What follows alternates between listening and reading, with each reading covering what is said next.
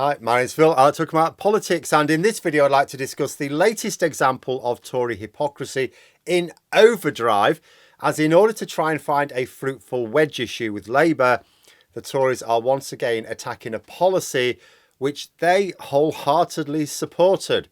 The raging hypocrisy at the heart of the Conservative Party really is something to behold these days. But first, if you'd like to be notified of daily news and politics, please subscribe to the channel. So the situation with London's ULEZ is well known amongst most of you, I think. The Tories began the scheme and they urged Sadiq Khan to expand it, just as has been doing now. Yet the Conservatives now pretend that they are opposed to it, despite the fact that every single move has been done either by them or with their explicit approval, as may be seen in government documents. But the Tories are so desperate for a bandwagon that their dubious success with ULEZ in Uxbridge and South Ruislip has them pursuing other motoring related wedge issues. They thought cars is the thing. That's how we're going to win the election. And for the past few months, the Welsh Conservative leader, Andrew Davies, has been attacking what he calls Labour's blanket 20-mile-an-hour speed limits. It doesn't matter how often I point out to him that blankets have got no business going faster than 20 miles an hour, he persists.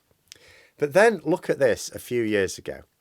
The same Andrew Davies taking part in a promotion to support 20-mile-an-hour speed limits in all residential areas. He voted for it in the Welsh Parliament, as did almost everyone. Basically, this is another ULEZ. It's another case of a policy which had cross-party support, including explicit and enthusiastic support from the Conservatives, and which the Tories are now not only claiming they're opposed to, but they're like claiming it's the worst policy ever conceived by man. The absolute hypocrisy really is galling, even to someone like me who has immersed himself in British politics almost all my life. But is the hypocrisy even benefiting them? Like, consider that there must have been a reason why the majority of Conservatives in the Senate voted for the measures, including the Welsh Conservative leader who is now attacking it.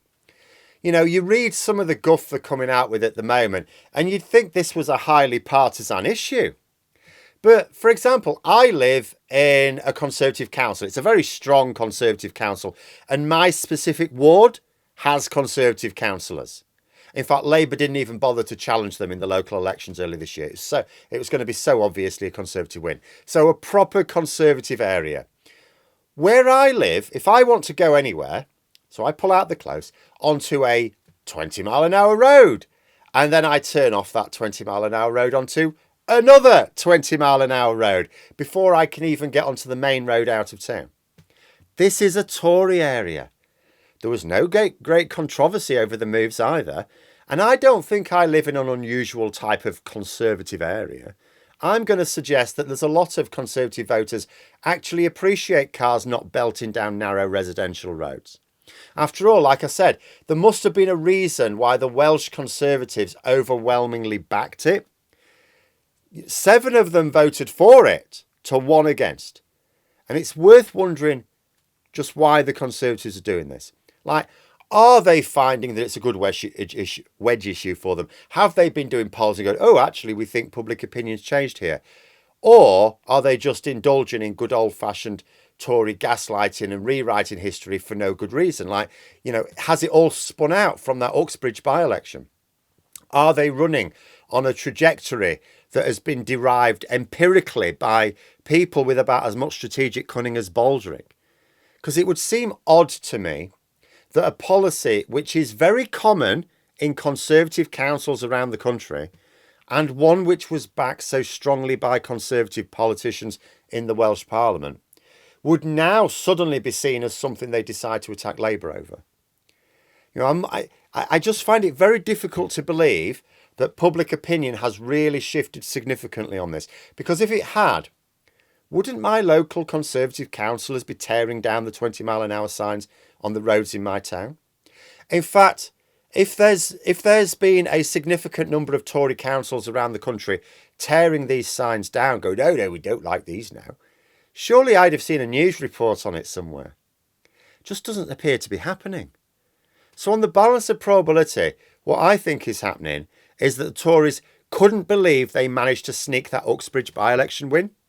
It was, of course, entirely down to their contrived ULEZ position, but although I would argue because Labour didn't point out that Tories supported it, you know, it's as much Labour's lack of sensible strategy as the Tories gaslighting.